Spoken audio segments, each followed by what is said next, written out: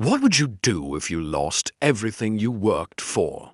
Your family, your wealth, your health, your reputation, and God remained silent.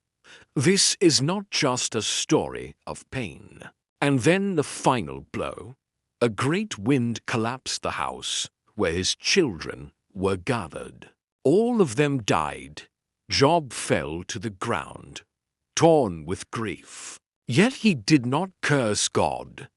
Instead, he said, "The Lord gave, and the Lord has taken away. Blessed be the name of the Lord." Still Satan was not satisfied. He returned to God and demanded more. "Strike his flesh, and he will curse you." God allowed it, but spared Job's life.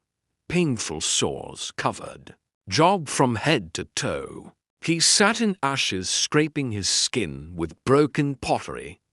Even his wife urged him, "Curse God and die." But Job answered, "Shall we accept good from God and not trouble?"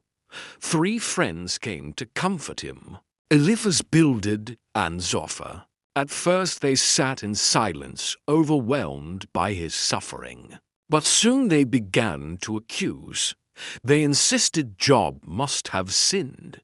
That suffering was always punishment. Job cried out in anguish. He searched his heart, yet found no wickedness deserving such pain. He questioned God, not in rebellion, but in desperation. Why was he born? Why was he suffering? Why did God remain silent? Then, after long silence, the Lord spoke. Out of the whirlwind, God asked Job questions. "Where were you when I laid the foundations of the earth? Can you command the morning? Can you bind the stars?" Job realized something powerful. God was not cruel. God was sovereign. Job placed his hand over his mouth. He humbled himself. "I spoke of things I did not understand, things too wonderful for me." Then God turned to Job's friends. He rebuked them for speaking wrongly about him and commanded them to seek Job's prayer.